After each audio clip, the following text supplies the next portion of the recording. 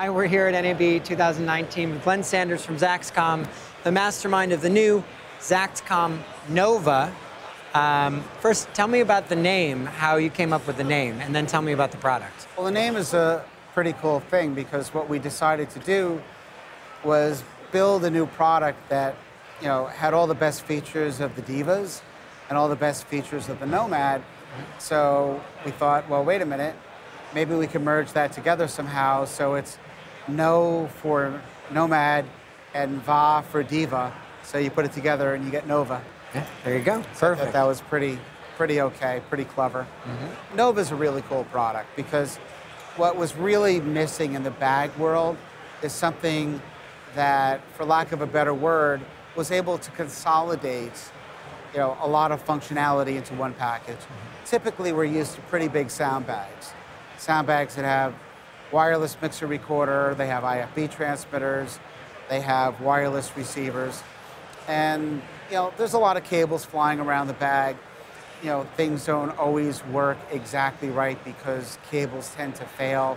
Also, there are RF issues. Sometimes the RF from transmitters can get into, or I should say the RF from mixer recorders can get into receivers. So what we did is we designed this new mixer recorder to be absolutely, RF perfect, where there's literally no radiation from it to interfere with the receivers, because, you're not going to separate the receivers. They're literally in the box. Another goal was to make sure that the receivers were so integrated that you look at it and you don't see a box that has separate receivers and separate cables flying around, that everything was in it. Yeah. We also integrated our mic plexer in it. Our mic plexer has filters that are track-tuned 35 megahertz wide. So that's another product that would be in the sound bag that's inside the Nova. So this is extremely good at keeping interference away from the receivers. Walkie-talkies are not going to affect receivers to desense them or limit your ability to receive. It's the way it, I felt from an RF perspective and a mixer perspective needed to be. So we put in the receivers. We also have... So you've got two stereo receivers, so you can receive 4 channels. Right. Well, we have 2 stereo receivers, and they can receive 4 separate transmitters. Meaning that if you use Zaxcom stereo transmitters, you're actually able to receive 8 channels of audio and mix 8 channels of audio. Got it. So if you want to do wireless surround work, this would be a great product to do that with. So besides having the internal receivers, we also have the Zaxnet transmitter built in. With the Zaxnet transmitter, we're able, with a single button on the panel, to just press the Zaxnet button and to utilize the knobs on the front, which are rotary encoders, but not the kind you're used to. They are continuous, smooth, hot-like encoders. And in fact, you can see when I rotate the encoder, there's a lighted pointer that shows you the position of the electrical thing that you're controlling. So we have Zaxnet control, so that just by pressing the button, whatever channels you assign to this knob, you're going to control the preamp in the transmitter instead of the fader value, just by pressing one button and turning the same knob. You also, if you're coming in from the analog inputs, the mic line inputs, you can press the trim button and then trim the input preamps right on the Nova. So we have 3 operational groups. They're all color-coded. So there's a kind of a blue group, a purple group, and there's the green group, or lime group. Okay. So basically, this is the first mixer recorder that has fader banks. You don't have to use them, but what this gives you is this tiny package is effectively something that gives you literally, the effect of 20 faders plus all the trims and all the Zaxnet control intelligently laid out. The control panel is really usable. It's not a busy panel. You have one size knob. They're tall, easy to get your fingers in between. Super easy to mix with, super smooth feel. I mean, really, just something that sound mixers are going to absolutely adore. Yeah, they feel like a regular analog pot. They do. I mean, they're really good. There's dedicated record and stop buttons. Also to play back, it's just shift and hit a button to play back. That makes it really quite easy. The receiver control is all integrated in. There is a pseudo touchscreen situation, but we didn't want to put a touchscreen on it. I mean, we've been putting touchscreens in mixer recorders for the last 20 years. This is not the right platform. It is not a good idea to have a touchscreen in something this small. Yeah. So what we did was we put very small hardware buttons around the screen and basically allow people to hit those buttons, and those buttons are hooked up through the software. Yeah. So basically there's 6 soft buttons, which accomplishes our goal of making them really easy to use, even with thick gloves, where touchscreens just really don't work unless your finger hits it. So in any kind of atmosphere, this is going to be great.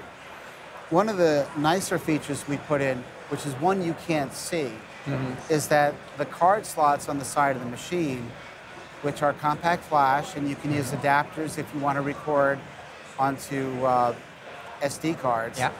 But the board with the compact flash slot comes out with 2 screws. It is user replaceable, and it is very inexpensive. So if there were any damage to a card slot that caused a bent pin, we could just send out a card slot. Customer can literally put it in about 15 minutes. It doesn't have to come to us for that. So we thought that was a really neat thing to do. As I mentioned before, these lights will immediately show you the position of the electrical position, for lack of a better word, of the fader. Electrical value, I should say, of the fader. We have PFL buttons on it. Each one has a shift on it so that you don't have to go through menu trees. The other nice thing is the 6 buttons around the display are user programmable like an old car radio. So if I wanted to get to, let's say, some function, like maybe I use the visible slate all the time, which this has. I know it's under F6. If I want to assign another menu to that, I would simply go to the menu, press and hold F6 for about 5 seconds, and then it becomes that direct access.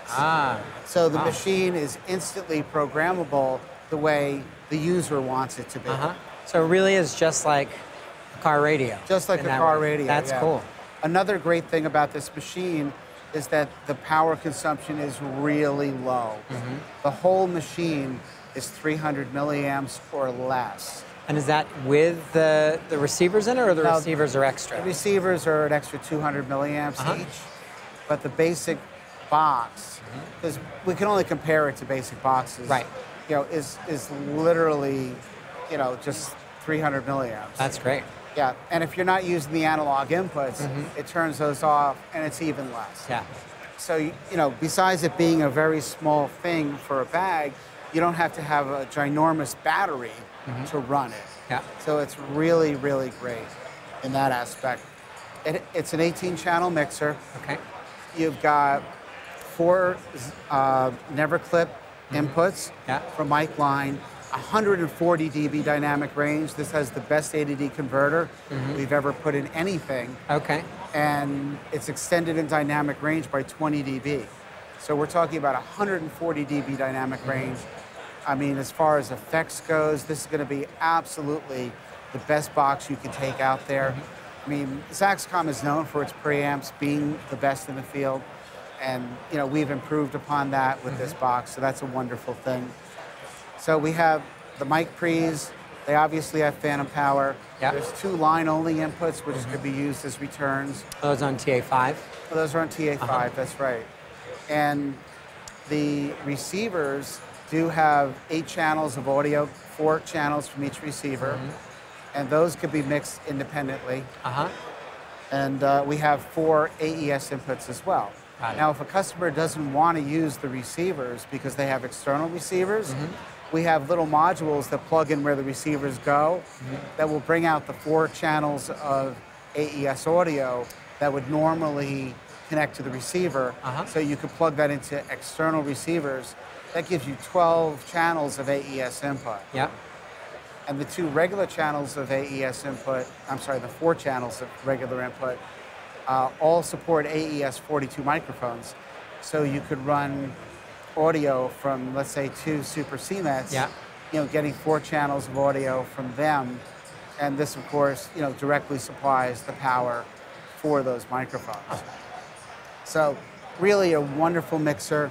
And what we did was we made it very easy to get to the routing. With the buttons here, we can change from analog inputs, digital inputs, receiver inputs. We can change between all 12 tracks. So the cross points are big, easy to see, and there's a single button to toggle the cross point off and on. So the user interface is really simple, really fast. If someone knows how to use a Max or a Nomad, they know how to use this. Yep. And basically, we've incorporated all the best features and ideas from Diva 24 and Max in here. So, basically, we think this is our best work to date in the mixer recorder area. And, we really wanted to give people a new animal and set some new standards for size, power consumption, functionality, and integration. And I think the Nomad covers all those bases, and it is solid as a rock. Yeah. And just to go back, will Nomad Touch and some of your other things that you've developed for your other recorders be compatible with this in the future, or is it its own animal? We're currently working on the integration of other products, so we certainly think that they are going to be, but what we're trying to do here is just promise things that are delivering when the unit delivers, sometime hopefully early this summer. Got it. So, for me to go into control panels and GUIs and all that.